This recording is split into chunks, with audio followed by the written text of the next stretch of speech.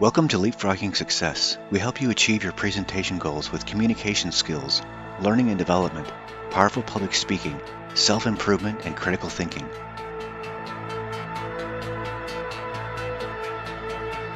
With the Leaps Method framework, we guide you every step of the way to learn, engage, arrange, present, and speak.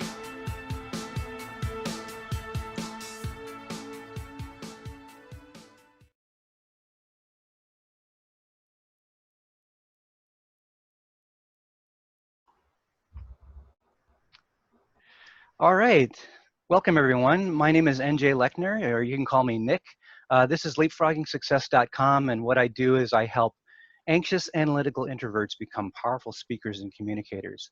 Today I'm talking with Sarah Korenblit, and she's from New Jersey, and she's a licensed social worker, and she's been making a really great splash on LinkedIn lately, putting herself out there with videos and really spreading some great messages that she's going to share with us today. So I want to welcome Sarah. Thank you very much for joining me today, Sarah. And so can you first tell us a little bit about yourself and how you got into your business? Yeah, sure. Thank you so much for having me here. So as you said, I'm a social worker, graduated from social work school 8 years ago, and have had an interesting trajectory. I ended up working in the medical field for 6 years before transitioning to working for myself and doing some more part-time gigs. So that's what I'm up to right now. I have a private practice. I work for a social work school helping students with their field placements. And I am beginning a track about grief and loss at a mental health clinic. So Great. Do you consider yourself to be an introvert or an extrovert, or maybe a little of both? I would say a little bit of both. I recharge the best when I'm alone. So I guess there's, I definitely I'm like a homebody, like I like being home. I like just reading a book by myself. Right.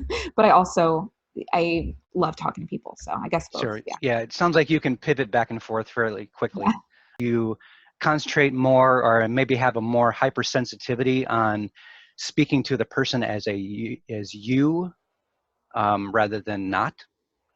That's a really great question. I wouldn't call it a hypersensitivity because I haven't thought about it. But now that I'm thinking, even in my videos, do I ever say, what do you guys or you all? I don't even know. I think the way I talk is more like as if I'm talking to one person.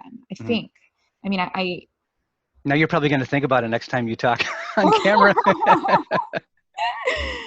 Wait, how do I say that? Oh, okay, that's how I say it.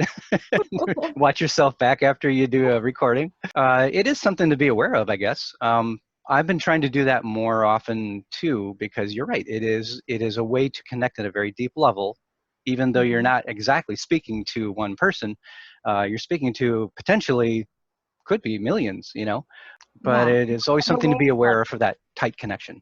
Yeah, and the way I feel like, the stuff I do on LinkedIn is very much talking about confidence and loving yourself and being, not being so hard on yourselves with mistakes or things that are not getting done, and, imposter syndrome, or parenting stuff. There's so many things I talk about on here.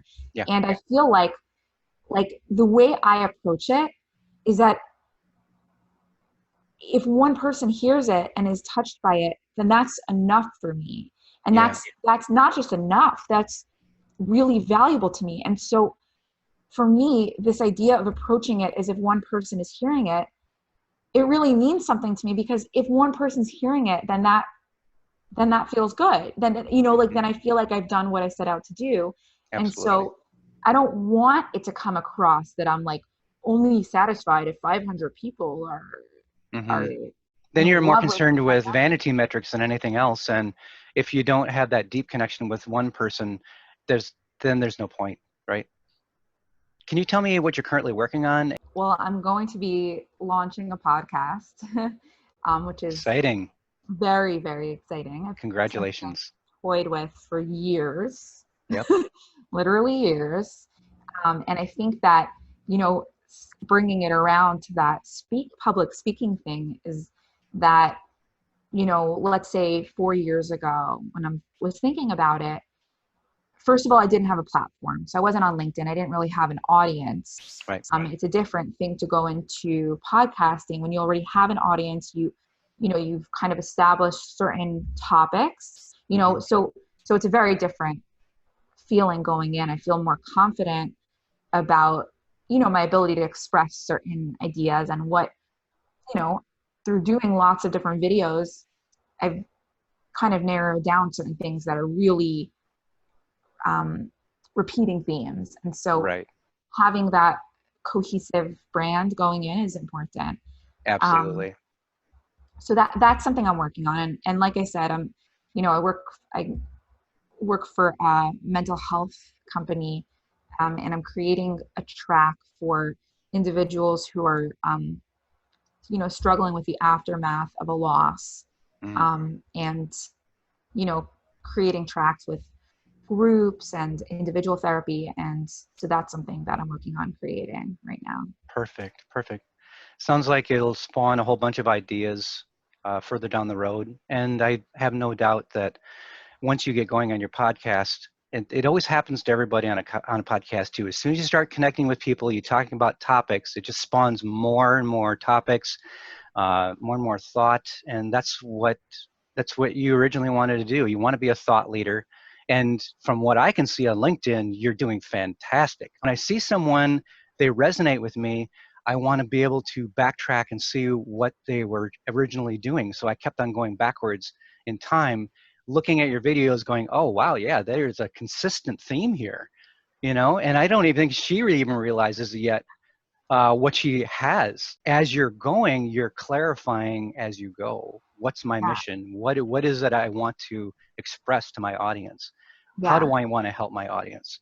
Totally. And I really want to emphasize, I know that some people are on LinkedIn to build their brand, build an audience. And for me, I wouldn't necessarily say that's my goal. I would say that's a byproduct of what I've done. Sure.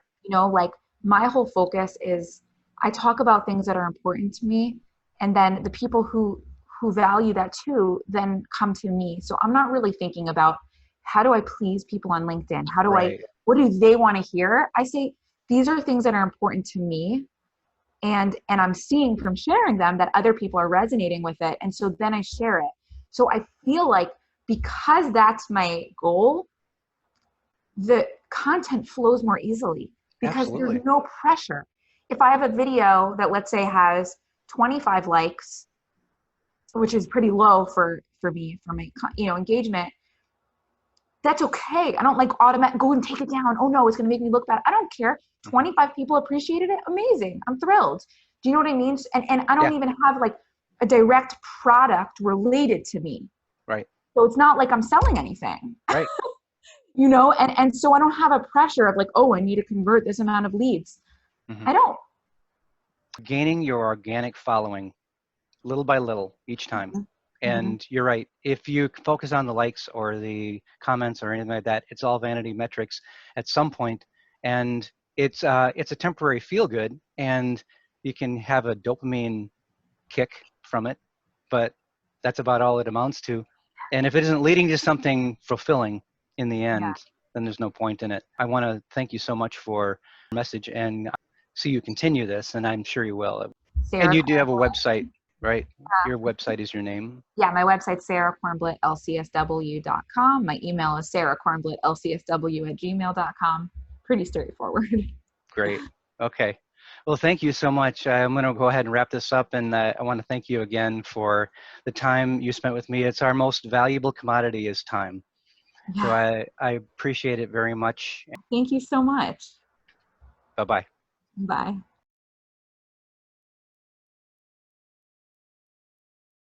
Thank you for watching. If you found value in this video, please give it a thumbs up by clicking on the like button. Share your thoughts in the comments below and subscribe to our channel. Also, be sure to click the notification bell when you subscribe so that you don't miss any future videos. Take care of yourself and take care of each other.